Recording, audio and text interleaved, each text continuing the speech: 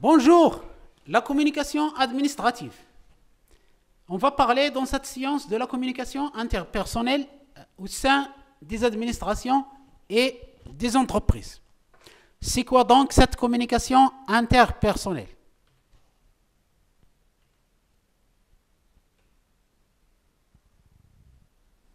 Nous avons dit lors d'une séance que la communication administrative est essentiellement une communication écrite, c'est-à-dire qu'elle est basée sur l'écrit. L'administration a besoin de preuves dans ses actes administratifs. Mais en pratique, dans la pratique, on pratique aussi beaucoup de la communication interpersonnelle au sein de l'administration, que ce soit une administration publique ou au sein d'une entreprise. C'est-à-dire la fonction administration au sein de l'entreprise. C'est quoi donc la communication interpersonnelle? Quelques points ou bien quelques remarques concernant cette communication interpersonnelle.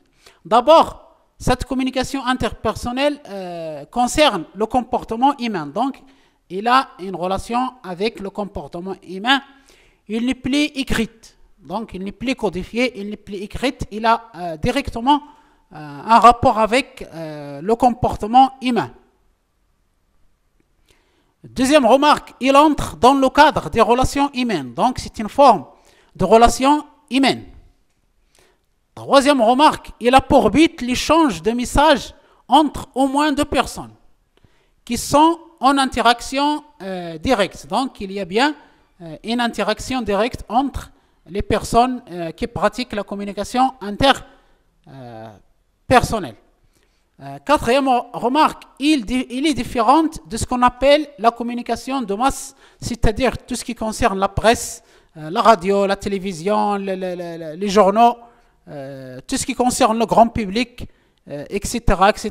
Donc voilà un peu quelques remarques concernant cette communication interpersonnelle.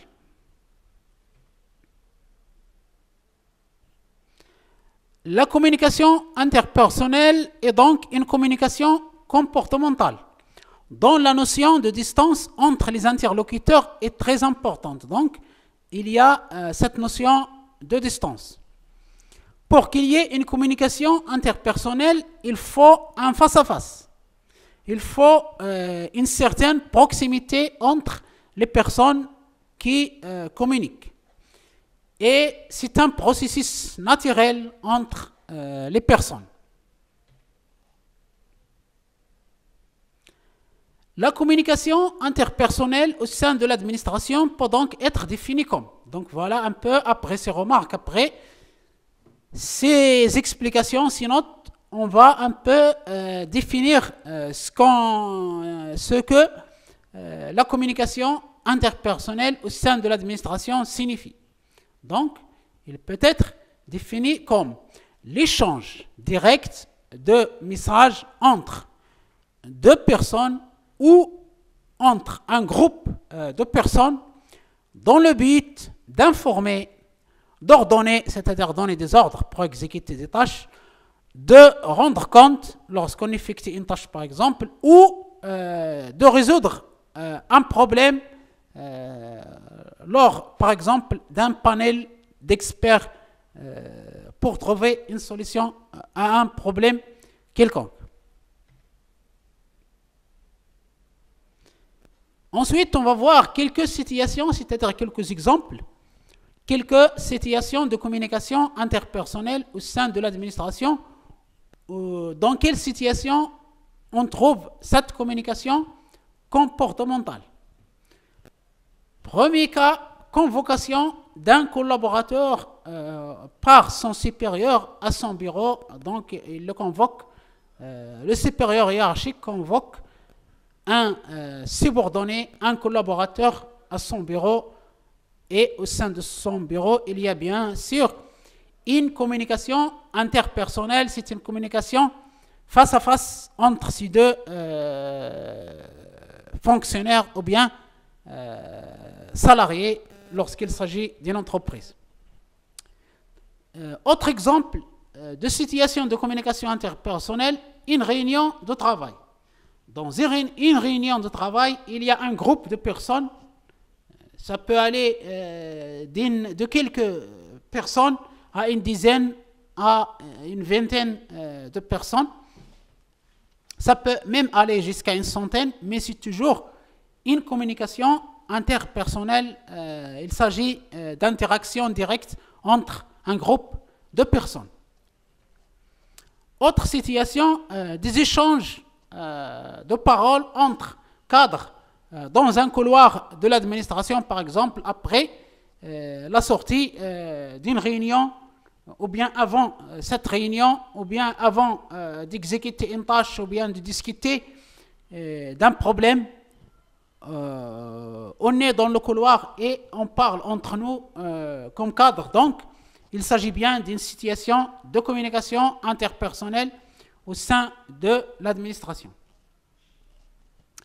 Autre situation de communication interpersonnelle, la réception d'un client au bureau d'accueil. Par exemple, au sein d'une entreprise, lorsqu'un client vient, par exemple, demander quelque chose, on l'accueille dans un bureau spécial pour l'accueil des clients et il y a une communication interpersonnelle entre le salarié de l'entreprise et le client, ou bien dans une administration publique, lorsqu'on accueille les citoyens, il y a bien une communication interpersonnelle au comptoir de cette administration.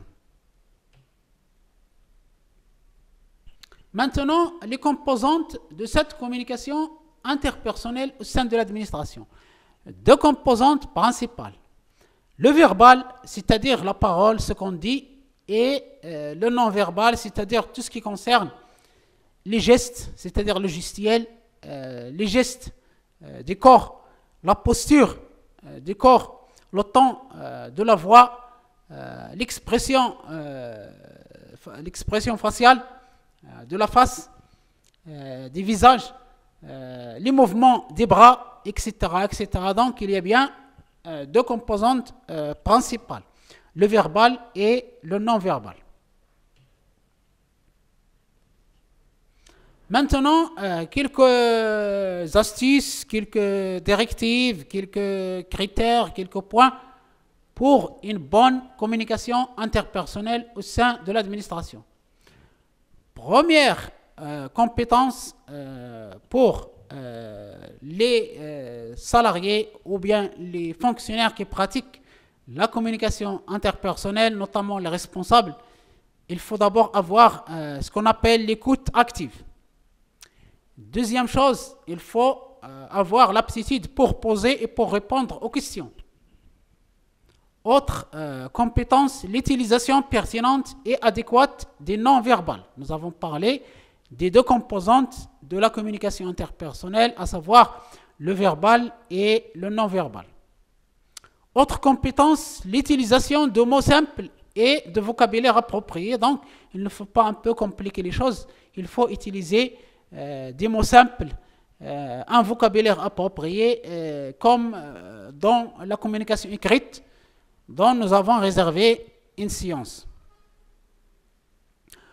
Autre compétence, le feedback, c'est-à-dire le retour après la réception des messages, la motivation, la récapitulation, c'est-à-dire le fait de résumer ce que l'interlocuteur a dit et lui dire est-ce que c'est bien ça. L'empathie, c'est-à-dire se mettre à la place des autres sans être ces autres. Aussi la courtoisie, il faut employer la courtoisie, c'est comme dans la communication écrite. Enfin, être un bon négociateur et savoir négocier pour un équilibre gagnant-gagnant, win-win. Voilà un peu pour la communication interpersonnelle qui se pratique au sein de l'administration.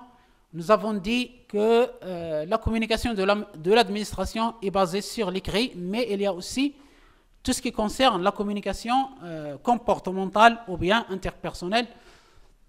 notamment les réunions de travail, les ordres à donner, l'information, informer quelqu'un, rendre compte à un supérieur, etc., etc.